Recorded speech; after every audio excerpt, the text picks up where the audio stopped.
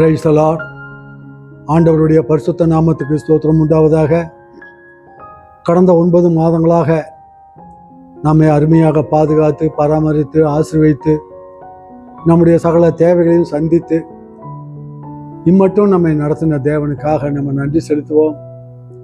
இந்த 10வது மாதம் அக்டோபர் மாதத்தையும் கூட கர்த்தருடைய கருத்திலே ஒப்பு கொடுத்து நாம் ஜெபத்தோடு தேவ செய்தியோடு இந்த மாதத்துக்குள்ளாக நாம் கடந்து செல்வோம்.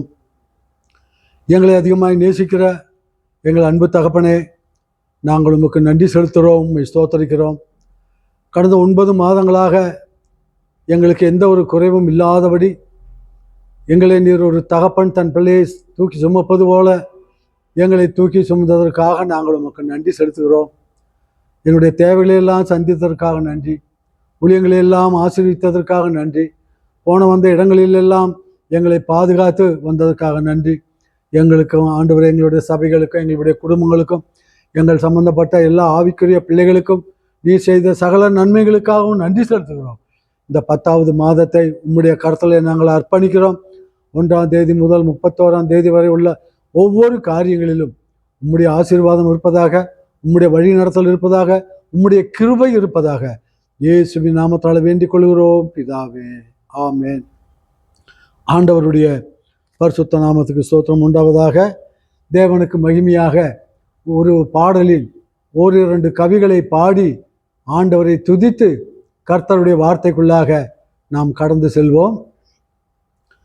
கர்த்தரை நான் எக்காலத்திலுமே கருத்துடனே துதிப்பே, தினம் கண்ணின் மணி போல் காத்ததினாலே கருத்துடனே துதிப்பே, தினம் கண்ணின் மணி போல் காத்ததினாலே கருத்துடனே துதிப்பே. ஆண்டவர்க்குள் என் ஆன்ம மகிழும், ஆதலால் கலக்கமில்லை. ஆண்டவர்க்குள் என் ஆன்ம மகிழும், ஆதலால் கலக்கமில்லை. அவர் ஆபத்து காலத்தில் விடுவித்து காத்து ஆயுளை மீட்டுகிறார்.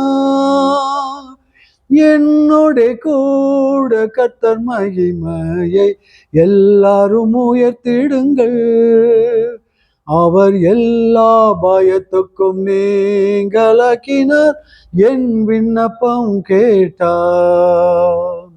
கர்த்தரை நான் எக்காலத்திலுமே கருத்துடனே துதிப்பே, தினம் கண்ணின் மணி போல் காத்ததினாலே கருத்துடனே துதிப்பே.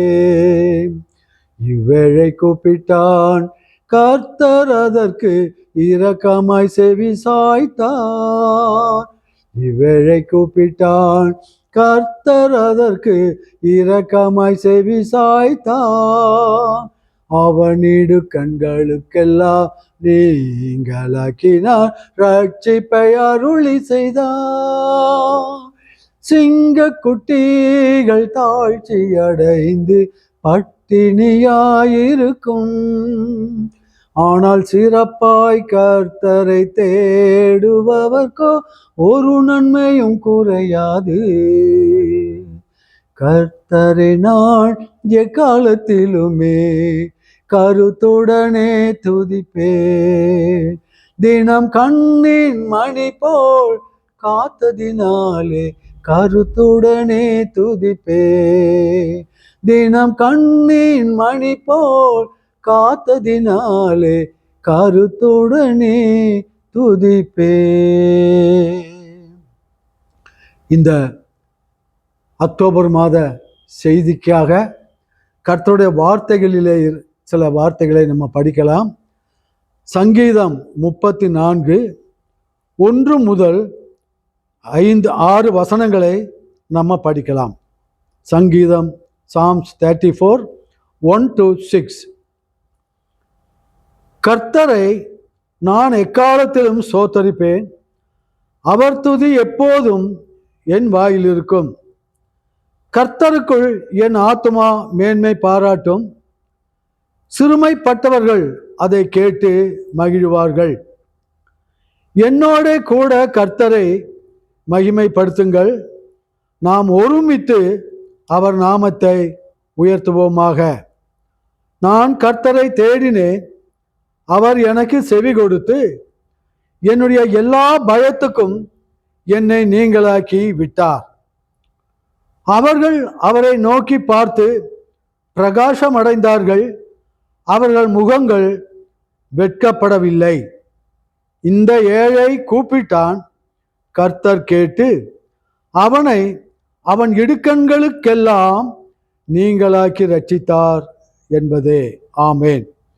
கர்த்தருடைய பரிசுத்த நாமத்துக்கு ஸ்தோத்திரம் உண்டாவதாக.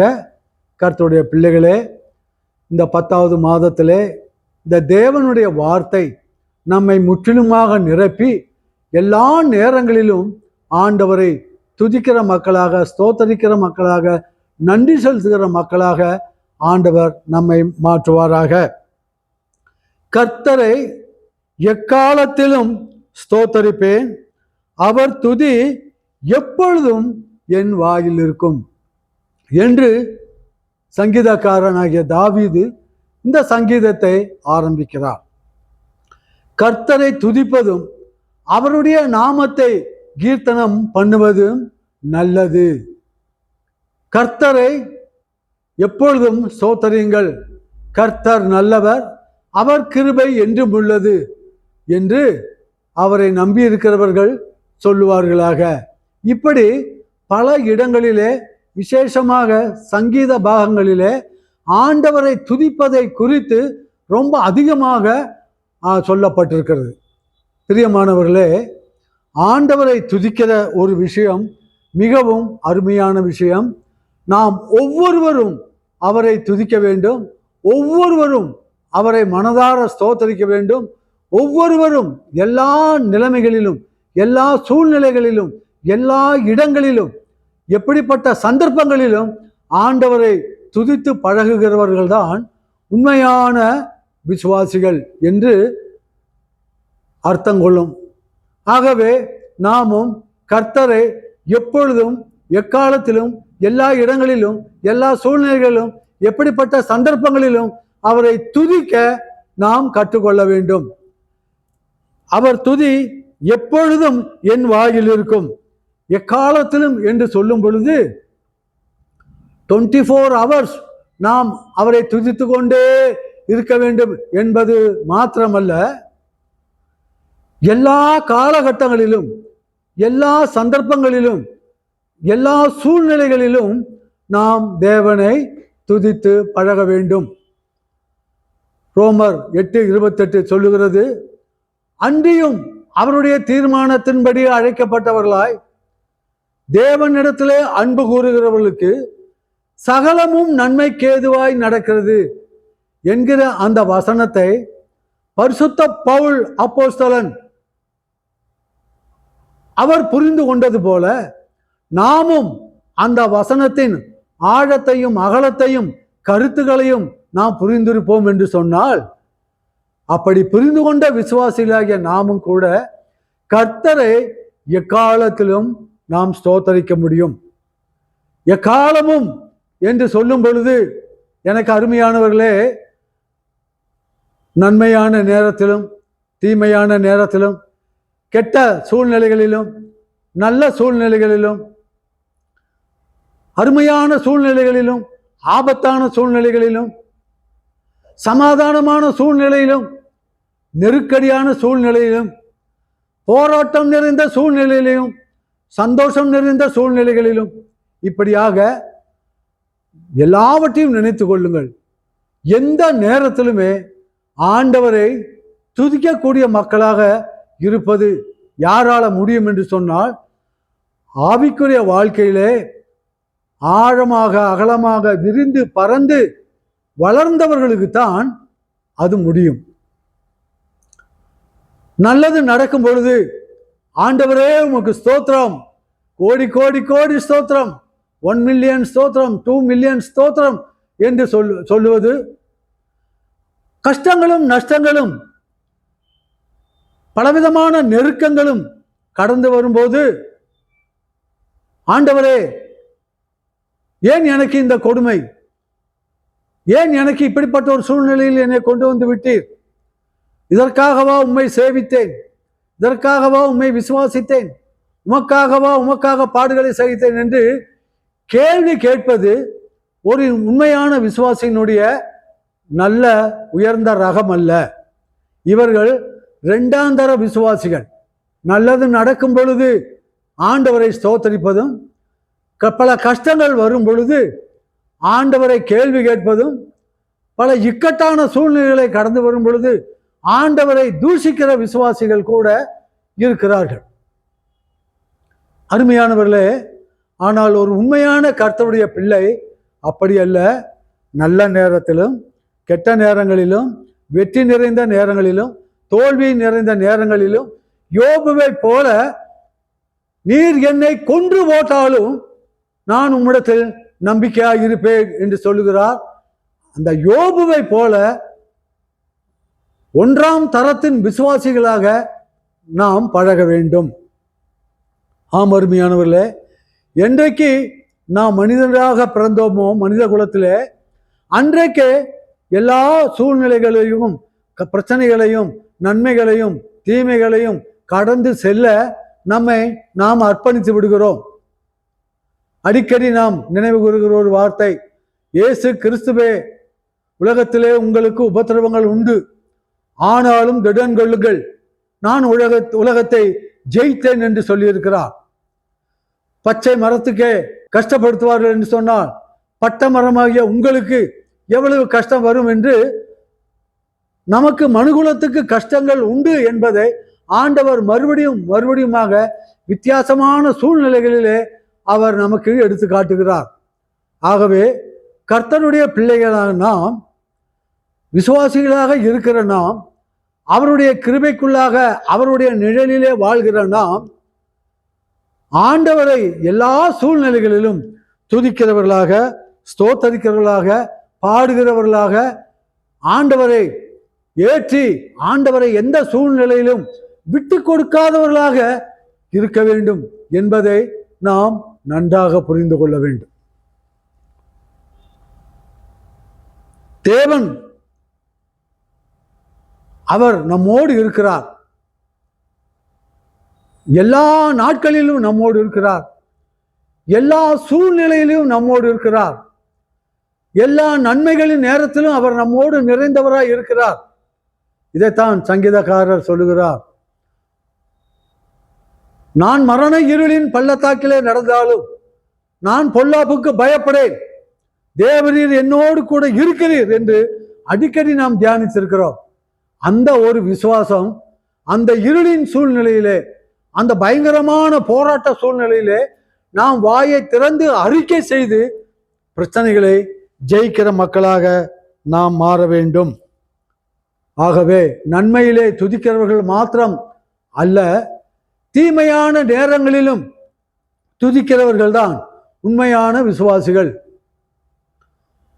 அப்போஸ்தல நிருபங்களிலே பரிசுத்த பவுல், அவருடைய ஆவிக்குரிய நண்பர் சீலா, இவர்கள் 2 பேரும் ஆண்டவருடைய ஊழியத்தை எபேசு பட்டணத்திலே மற்ற பட்டணங்களிலும் செய்து கொண்டு வந்தார்கள். அவர்கள் நடுவீதியிலே நின்று ஆண்டவரை துதித்து ஸ்தோத்தரித்து சுவிசேஷத்தை சொல்லிக் கொண்டிருக்கும் பொழுது அந்த பட்டணத்தில் உள்ளவர்கள் அவர்களை பிடித்து, உலகத்தை கலக்குகிறவர்கள் இங்கேயும் வந்திருக்கிறார்கள் என்று சொல்லி மேல் அதிகாரிகளிடத்திலே ஒப்பு கொடுத்து சரமாரியாக அவர்களை அடித்து சிறைச்சாலையிலே கொண்டு போய் கட்டி தொழு மரத்திலே கட்டி தொங்க விட்டார்கள். தொழு மரம் என்றால் இப்போ உள்ள காலத்திலே நமக்கு அது விளங்காது. தவறு செய்த குற்றவாளிகளை கையையும் காலையும் கட்டி பன்றிக்குட்டியை தொங்க விட்டு தூக்கிட்டு போவார்கள், பார்த்தீர்களா, கொல்லுவதற்கு.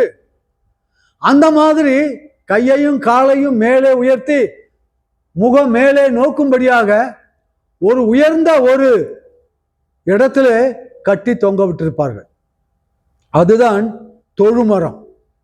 இந்த பவுலையும் சீலாவையும் ஒரே தொங்கு மரத்திலே கட்டினார்களோ அல்லது வேற வேற தூக்கு மரத்திலே கட்டினார்களோ தெரியாது. ஆனால் ராத்திரியிலே என்ன செய்தார்கள்? கைகள் கால்களிலே கட்டப்பட்டு சரீரம் முதுகு எல்லாம் பின்புறம் கீழே தொங்க, வேதனைகள் கையையும் காலையும் இருக்க, இவர்கள் 2 பேரும் என்ன செய்தார்கள்? தேவனை துதித்து பாடினார்கள். பாருங்கள், எப்படிப்பட்ட ஒரு சூழ்நிலையிலே, எப்படிப்பட்ட ஒரு கஷ்டமான நிலைமையிலே பவுலும் சீலாவும் தங்களுடைய வாழ்க்கையே கேள்விக்குறியாக இருக்கக்கூடிய அந்த சூழ்நிலையிலே, தங்கள் உயிருக்கே கேரண்டியாக இல்லாத அந்த சூழ்நிலையிலே ஆண்டவரை துதித்தார்கள், பாடினார்கள். ஆண்டவரே எங்களை காப்பாற்றும் என்று அவர்கள் கூப்பிடவில்லை, கூப்பாடு போடவில்லை, கெஞ்சவில்லை, அழவில்லை, கேள்வி கேட்கவில்லை. மாறாக ஆண்டவரை துதித்து பாடினார்கள். அப்பொழுது சிறைச்சாலையின் கதவுகள் அசைந்தன.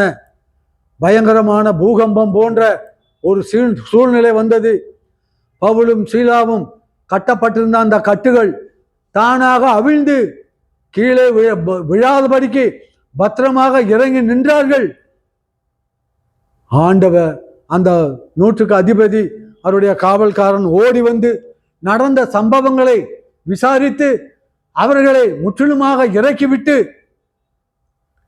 அவருடைய கைகால்களுக்கு எண்ணெய் பூசி கழுவி வீட்டிலே விருந்து வைத்து அந்த சிறைச்சாலை தலைவனும் கர்த்தரை ஏற்றுக்கொண்டான். கர்த்தரை துதிக்கிற துதி அது சிறைச்சாலைகளை அதிர பண்ணுகிறது மாத்திரமல்ல, அது காதேஸ் வனாந்தரத்தை அதிர பண்ணுகிறது மாத்திரமல்ல, அது வரைமான்களை ஈட பண்ணுகிறது மாத்திரமல்ல, அவிசுவாசிகளையும் தேவ விரோதிகளையும் கூட கர்த்தருடைய பிள்ளைகளாக நேசிக்கிறது அந்த ஸ்தோத்திரத்தின் சத்தம், அந்த துதிகளின் சத்தம். ஆகவே பரிசுத்த பவுலும் சீலாவும் துதித்த வேதனையின் மத்தியிலே துதித்த அந்த துதி எவ்வளவு குடும்பங்கள் அந்த பட்டணத்திலே ரட்சிக்கப்பட காரணமாக இருந்தார்கள். அத்தனை பேரும் ஒரே ராத்திரியிலே ஞானஸ்நானம் பெற்றார்கள். தேவனே எங்களுக்கு போதும் என்று சொல்லி உறுதியான தீர்மானம் எடுத்து கர்த்தருக்கு சாட்சியாய் மாறினார்கள். ஆகவே இதை கேட்டுக்கொண்டிருக்கிற கர்த்தருடைய பிள்ளைகளாகிய நாம், கர்த்தருடைய ஊழியக்காரிகளாகிய நாம் இதை ஒரு படிப்பினையாக எடுத்துக்கொண்டு எல்லா சூழ்நிலையிலும், விசேஷமாக நல்ல நேரத்தில் மாத்திரமல்ல, ரொம்ப கஷ்டமான நேரத்திலும் கூட தேவனை துதிக்க பழகி கொள்வோம். அப்படிப்பட்ட கெட்ட சூழ்நிலைகள் வரும் பொழுது ஆண்டவரை கேள்வி கேட்காதபடி, விசுவாசத்தை மறுதளிக்காதபடி தேவனை துதிக்கிற மக்களாக நம்மை உண்மையாக மாற்றிக்கொள்ளுவோம். அப்பொழுது உங்கள் விசுவாசத்திலும் உங்கள் அன்பிலும் நம்முடைய விசுவாசத்திலும் நம்முடைய அன்பிலும் இயேசு கிறிஸ்து பிரியப்படுவார். அல்லேலூயா. அடுத்தபடியாக பார்க்கும்போது யோபுவை பற்றி நம்ம படிக்கலாம். சீராக சிறப்பாக நன்றாக வாழ்ந்த ஒரு மனிதன், பிரச்சனை என்றால் என்னவென்றே தெரியாமல் பல வருடங்கள் வாழ்ந்த ஒரு மனிதனுக்கு சாத்தான் அநேக நஷ்டங்களையும் கஷ்டங்களையும் தொடர்ந்து உண்டு பண்ணி கொண்டே இருந்தான். பிள்ளைகள் செத்தார்கள், வீடு ஆஸ்திகள் அழிந்தன, சொத்து சுகங்கள் நஷ்டப்பட்டன, 10 பிள்ளைகளும் ஒரே நாளிலே கொல்லப்பட்டார்கள். கட்டின மனைவியும் நீ ஏன் உயிரோடு இருக்கிறாய், நீயும் தேவனை தூஷித்து ஜீவனை செத்து தொலை என்று சொல்லக்கூடிய அளவுக்கு பேசக்கூடிய ஒரு மனைவி, நண்பர்களும் வந்து அவரோடு பேசாமல் அவரை குறை சொல்லி கொண்டிருக்கக்கூடிய காலம். நன்றாக யோசித்து பாருங்கள். இது வேதத்திலே படிப்பதற்கு ஒரு கதை போல, ஒரு சரித்திரம் போல தியானிப்பதற்கு ரொம்ப இனிமையாக இருக்கிறது. இப்படி ஒரு சூழ்நிலை நம்முடைய பர்சனல் வாழ்க்கையிலே, நம்ம குடும்பத்திலே வந்தால் நம்முடைய நிலைமை எப்படி இருக்கும் என்று சற்று யோசித்து பாருங்கள். அப்பொழுதுதான் யோபினுடைய பெயின், வலி, வேதனை நம்ம அட்லீஸ்ட் 10ல் 1 பாகமாவது நாம் உணர்ந்து அவருடைய கஷ்டத்தை நமக்கு சொந்தமாக மாற்றிக்கொள்ள முடியும். ஒரு கஷ்டம் ஒரு நேரத்தில் வரும் பொழுதே நம்முடைய பாதி விசுவாசம் அடிபட்டு போகிறது. தொடர்ந்து இன்னொரு விசுவாசம் வரும் பொழுது 100% விசுவாசமும் போய்விடுகிறது. இப்படி பிரச்சனை நேரங்களிலே, கஷ்ட காலங்களிலே ஆண்டவரே வேண்டாம் என்று பைபிளை தூக்கி வீசிவிட்டு பழைய வாழ்க்கைக்கு சென்ற சகோதரர்கள், சகோதரிகள், ஊழியக்காரிகள் ஏராளம் ஏராளம். ஆகவே நீங்களும் நானும் அந்த லிஸ்டிலே சேர்ந்து கொள்ளக்கூடாது. யோபு இப்படிப்பட்ட ஒரு இருட்டான சூழ்நிலையிலே அவர் கடந்து வந்தார். ஒரே ஒரு அருமையான வார்த்தை சொன்னார். உலகம் முழுவதும் அந்த வார்த்தையை இன்றைக்கு தியானிக்கிறது. என்னவென்றால், கர்த்தர் கொடுத்தார், கர்த்தர் எடுத்தார், கர்த்தருடைய நாமத்துக்கு ஸ்தோத்திரம். நாளை யோபு தன்னுடைய இருதயத்திலேயோ தன்னுடைய வாயிலேயோ அவர் தேவனை தூஷிக்கவும் இல்லை, ஆண்டவரை விட்டு கொடுக்கவும் இல்லை, விசுவாசத்தை மறுதளிக்கவும் இல்லை. சாத்தான் வெட்கப்பட்டான். இப்படிப்பட்ட கஷ்டம் வந்து இந்த பாவி மகன் ஆண்டவரே ஆண்டவரே என்று சொல்லுகிறானே, நீர் என்னை கொன்று போட்டாலும் நான் உம்மிடத்தில் நம்பிக்கையாக இருப்பேன் என்று ஆண்டவரை விசுவாசத்தின் மூலமாக அறிக்கையிடுகிறானே என்று பிசாசு அங்கே நாக்கை பிடுங்கி கொண்டு சாகக்கூடிய அளவுக்கு யோபு ஒரு சேலஞ்ச், ஒரு சவாலாக நின்று வாழ்ந்து காட்டினார். அப்படி நான் இருளிலே இருந்தால் கர்த்தர் எனக்கு வெளிச்சமாய் இருப்பார். சங்கீதக்காரன், நான் மரண இருளின் பள்ளத்தாக்கிலே நடந்தாலும் பொல்லாப்புக்கு பயப்படேன், தேவரீர் என்னோடு கூட இருக்கிறீர் என்று அவர் சொன்னார்.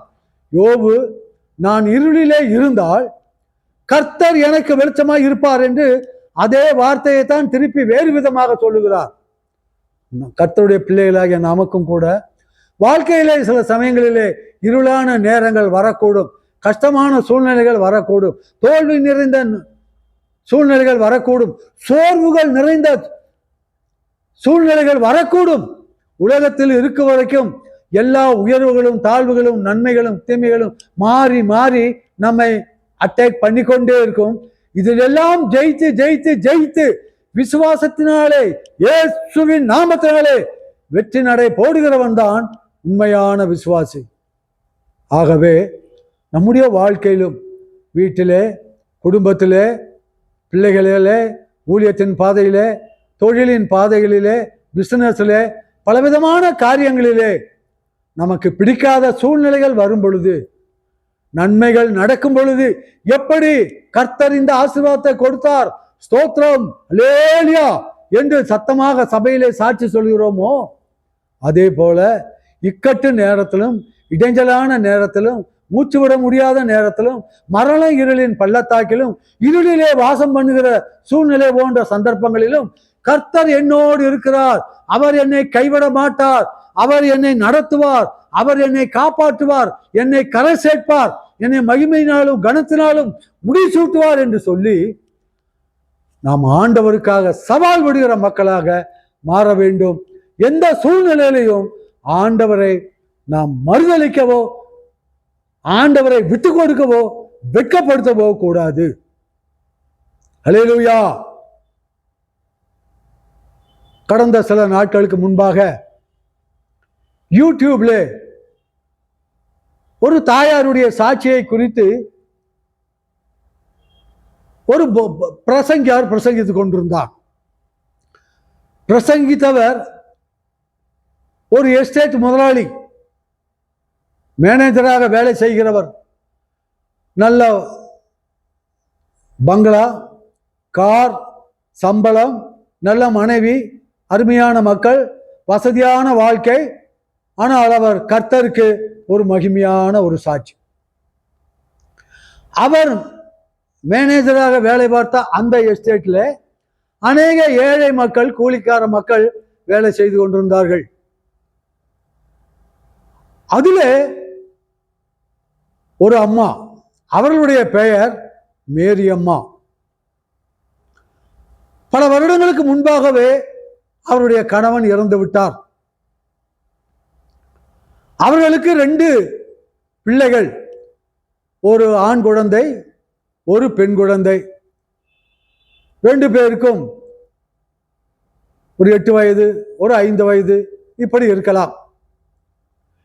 அந்த பெரிய பையனுக்கு சரீரம் முழுவதும் பேரலைஸ்டிக் என்று சொல்வார்களே, சரீரம் விழுந்து போய் செயலற்று போய்விட்டது. அந்த இன்னொரு குழந்தைக்கு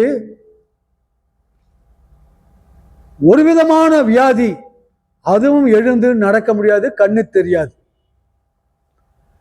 இந்த குழந்தைகளையும் வீட்டை விட்டு இந்த அம்மா வேலைக்கு போய் சம்பாதித்து அந்த குழந்தைகளை காப்பாற்றி கொண்டிருந்தார்கள். இந்த மேனேஜர் என்று சொல்லப்பட்ட அந்த விசுவாசி ஒரு சமயம் அந்த அம்மாவின் பக்கத்திலே போய் நிற்கும் பொழுது ஒரு சின்ன சத்தம் கேட்டது. ஸ்தோத்திரம் ஸ்தோத்திரம் ஸ்தோத்திரம் ஸ்தோத்திரம் ஸ்தோத்திரம் ஸ்தோத்திரம் ஸ்தோத்திரம் ஸ்தோத்திரம்.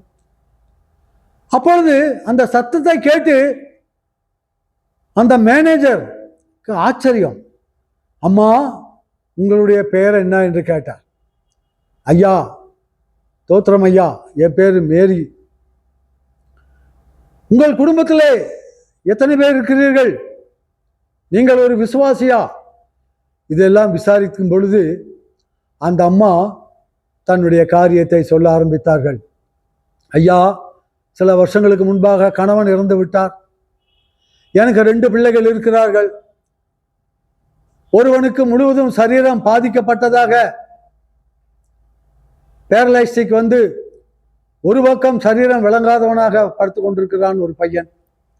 இன்னொரு பெண் குழந்தை, அதுக்கு கண்ணு தெரியாது. 2 பேரும் வீட்டில் விட்டு நான் வேலைக்கு வந்திருக்கிறேன். ஆனாலும் ஆண்டவர் மிகவும் நல்லவரையா. ஆகவே நான் ஆண்டவரை எப்போது நான் துதித்து கொண்டே இருக்கிறேன் என்று சொன்னார்கள். இதை கேட்டவுடனே அந்த மேனேஜருக்கு அப்படியே தூக்கி வாரி போட்டது. கணவனு கிடையாது, 2 பிள்ளைகள் இருக்கிறார்கள்.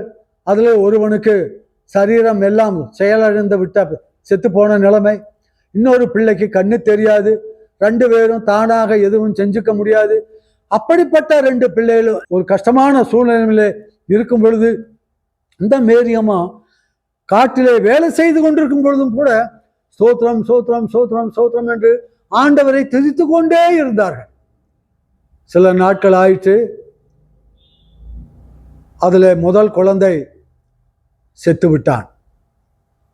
அப்பொழுது அதை விசாரிக்க இந்த மேனேஜர் அந்த வீட்டுக்கு சென்றார். ஒரு காட்டுக்குள்ளே ஒரு குடிசை வீட்டிலே அந்த அம்மா இருந்தார்கள். மண்ணெண்ணெய் விளக்க கூட இருந்ததோ என்னமோ, ஆண்டவருக்கு தான் தெரியும்.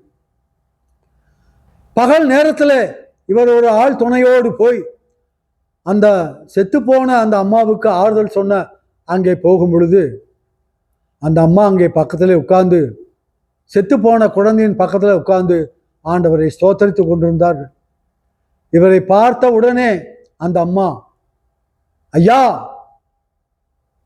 என் பிள்ளையை ஆண்டவர் எடுத்துக்கொண்டார் ஐயா, ஆண்டவருடைய நாமத்துக்கு ஸ்தோத்திரம் என்று சொல்லி ஆண்டவரை துதித்தார்கள். இவருக்கு ஒரே தூக்கி வாரி போட்டது. இருந்தது 2 குழந்தை, அதுலேயும் ஒரு குழந்தைய செத்து போயிட்டான். அப்பவும் இந்த அம்மா ஆண்டவரை துதித்து கொண்டே இருக்கிறார்களே. சில மாதங்கள் சென்றது. அந்த 2வது கண்ணு தெரியாமல் இருந்த அந்த பெண் குழந்தையும் செத்து விட்டது. அப்பொழுது இவர் துக்கம் விசாரிக்க போகும் பொழுது இவர் நினைத்தார், இப்ப 2 குழந்தையும் போய்விட்டது, இப்பொழுது அந்த அம்மா துதிப்பார்களா உண்மையாகவே, பார்க்கலாம் என்று அங்க போகும் பொழுது அந்த அம்மா, ஐயா, கர்த்தருடைய நாமத்துக்கு ஸ்தோத்திரம் ஐயா, என்னுடைய 2 குழந்தைகளையும் ஆண்டவர் எடுத்து விட்டார். கர்த்தர் கொடுத்தார், கர்த்தர் எடுத்தார், கர்த்தருடைய நாமத்துக்கு ஸ்தோத்திரம் ஐயா, என்னுடைய எல்லா பிரச்சனைகளும் இப்பொழுது தீர்ந்து விட்டது. நான் இன்னும் அதிகமாக இப்பொழுது ஆண்டவரை துதிப்பேன், ஸ்தோத்தரிப்பேன், ஆராதிப்பேன் என்று அந்த அம்மா சந்தோஷமாக சொன்னதை பார்த்து இவருக்கு அப்படியே ஒரு அதிர்ச்சி. இந்த ஒரு ஏழை படிக்காத ஒரு விசுவாசி அம்மாவுக்கு இப்படி ஒரு விசுவாசம் இருக்கும் என்று சொன்னார். அவர்களுடைய விசுவாசம் தான் உண்மையான விசுவாசம். அவர்கள்தான் செத்தாலு கூட நான் கண்டிப்பா பரலோகத்துக்கு போக மாட்டேன், மேரியம்மா தான் கண்டிப்பாக பரலோகத்துக்கு போவார்கள். என்னுடைய விசுவாசத்தையும் அவர்களுடைய விசுவாசத்தையும் ஒப்பிட்டு பார்க்கும் பொழுது நான் ஒன்றுமில்லை என்று சொல்லி அந்த மேனேஜர் தன்னை தரை மட்டும் தாழ்த்தி ஆண்டவரை துதிக்கிறார். பிரியமானவர்களே, பெர்க்மான் ஐயா பாடுகிறார், என்ன நடந்தாலும் நன்றி ஐயா, யார் சபித்தாலும் நன்றி ஐயா, நன்றி நன்றி இடைவிட நன்றி உமக்குத்தானே, இணையில்லா தேவன் உமக்குத்தானே. பாருங்கள், என்ன நடந்தாலும் நன்றி ஐயா, யார் தடுத்தாலும் நன்றி ஐயா, நன்றி நன்றி இணையில்லா நன்றி இடைவிடா நன்றி உமக்குத்தானே என்று அவர் ஸ்தோத்தரிக்கிறார். உண்மையான கர்த்தருடைய பிள்ளைகள் நல்ல நேரத்திலே மாத்திரமல்ல, கஷ்டமான நேரத்திலும் கூட ஆண்டவரை துதிப்பார்கள். இப்படிப்பட்ட ஒரு விசுவாசம் உள்ள மக்களாக நானும் நீங்களும் இன்றைக்கு மாற வேண்டும். அருமையானவர்களே, அநேகர் நல்ல மேடைகளிலே நின்று நல்ல மைக்குகளை பிடித்து 1000 பேருக்கு முன்பாக துதிக்கிறார்கள், ஸ்தோத்தரிக்கிறார்கள், கூத்தாடுகிறார்கள், கொண்டாடுகிறார்கள், நடனமாடுகிறார்கள். நல்லது, நான் அதை குறை சொல்லவில்லை. அதே போல தனிமையாக உன்னோட வாழ்க்கை எப்படி இருக்கிறது? நீ தனிமையாக ஆடி இருக்கிறாயா? நீ தனிமையிலே பாடி இருக்கிறாயா? நீ தனிமையாக வீட்டுக்குள்ளே இருக்கும் பொழுது உன்னுடைய ரூமுக்குள்ளே நடனம் ஆடி இருக்கிறாயா? உன்னுடைய பதில் என்ன விசுவாசியே? Yes or no? அந்த அனுபவம் எனக்கு இருக்க போய் தான் நான் உங்களை தைரியமாக இந்த கேள்வி கேட்கிறேன். நானும் கூட எத்தனையோ சமயத்தில் வீட்டில் வேற யாரும் இல்லாத நேரங்களிலே நன்றாக ஜெபித்து ஸ்தோத்தரித்து ஆண்டவர் செய்த நன்மைகளை நினைத்து அந்த ரூமுக்குள்ளேயே கையை காலையை உயர்த்தி, நமக்கு ஆடத் தெரியாது நடனம், ஆனால் தெரிந்த அளவுக்கு சிறுபிள்ளைகளைப் போல ஆடி உமக்கு நன்றி ஸ்தோத்திரம், ஹல்லேலூயா, இப்படி செய்தீரே ஸ்தோத்திரம், அப்படி செய்தீரே ஸ்தோத்திரம், அதை சாதித்தீரே ஸ்தோத்திரம், இதை காத்து கொண்டீரே ஸ்தோத்திரம் என்று வாய்க்கு ஞாபகத்துக்கு வந்ததெல்லாம் சொல்லி ஆண்டவரை துதித்து பல சமயங்களிலே நான் வீட்டுக்குள்ளே நடனமாடி இருக்கிறேன். உங்களுக்கு அந்த அனுபவம் உண்டா? சபையிலே ஆடுவதும் தெருவிலே கூத்தாடுவதும் நல்லது. தனிப்பட்ட வாழ்க்கையிலே அது உண்டா? இல்லை உன்னை பப்ளிசிட்டி பண்ணுவதற்காக, உன்னை வெளியாக உயர்த்தி காட்டுவதற்காக நீ ஆடினாலோ பாடினாலோ என்ன குத்தாட்டம் போட்டாலோ ஆண்டவர் அதை காரி துப்புவாரே ஒழிய அதை அவர் ஏற்றுக்கொள்ள மாட்டார். உண்மையான உள்ளத்தோடு, உற்சாக மனதோடு, ஆவியின் நிறைவோடு, நன்றி பெருக்கோடு தேவனை நாம் எல்லா நேரங்களிலும் துதிக்க வேண்டும். நன்மை நடக்கும் பொழுது எப்படி நாம் துதிக்கிறோமோ அதுபோல தீமைகள் நடந்தாலும் கூட நாம் அவரை துதித்து பழக வேண்டும். நான் இந்த பிரசங்கத்தை ஒரு பெரிய டாக்டர் வீட்டிலே நான் பிரசங்கம் பண்ணி கொண்டிருந்தேன். அவரும் டாக்டர், அவருடைய மனைவியும் டாக்டர், பெரிய சொத்துக்காரர். ஆப்பிரிக்கா கண்டத்திலே அவர்களுக்கு மகா பெரிய சொத்து உண்டு. பெங்களூர் பட்டணத்திலே கூட நிறைய சொத்து சுகங்கள், சொந்த வீடு பங்களா உண்டு. இந்த வசனத்தை சொல்லிக் கொண்டிருக்கும் பொழுது அந்த டாக்டர் சொன்னார், பாஸ்டர் யூ ஆர் கரெக்ட், கர்த்தரை எக்காலத்திலும் ஸ்தோத்தரிக்க வேண்டும், எல்லா நேரங்களிலும் நன்றி செலுத்த வேண்டும் என்பது உண்மை என்று சொல்லி ஒரு அருமையான ஒரு காரியத்தை சொன்னார். நாங்கள் டன்ஜினியாவிலிருந்து பெங்களூருக்கு வர நாங்கள் ஏரோப்ளைனில் புக் பண்ணியிருந்தோம். ஆனால் எங்களுடைய டிரைவர் லேட்டாக வந்ததுனால நாங்கள் போக வேண்டிய பிளான் போய்விட்டது. நான் டிரைவரை வாயார திட்டி அசிங்கமாக நான் திட்டி விட்டேன்.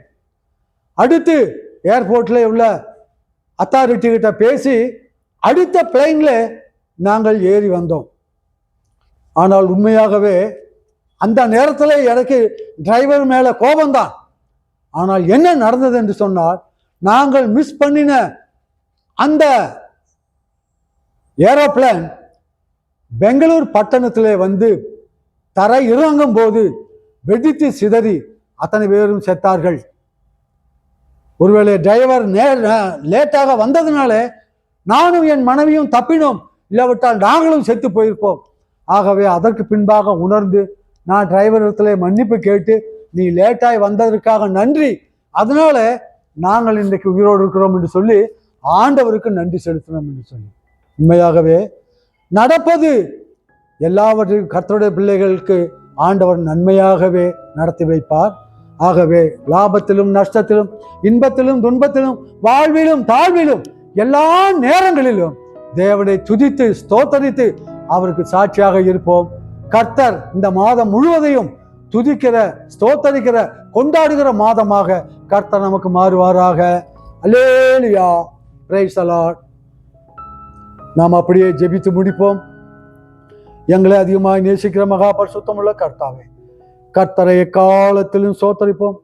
அவர் துதி எப்பொழுதும் என் வாயில் இருக்கும் என்று எங்களுக்கு நல்ல வார்த்தைகளை வேதத்தில் இருந்தும் வெளிப்புறத்தில் இருந்தும் எங்களுக்கு நன்றாக சுட்டி காட்டியதற்காக நன்றி. அநேக சமயங்களிலே நாங்கள் கரெக்டாகத்தான் இருக்கிறோம். பல சமயங்களிலே நாங்கள் சோர்ந்து விடுகிறோம், அதிலே தவறி விடுகிறோம்.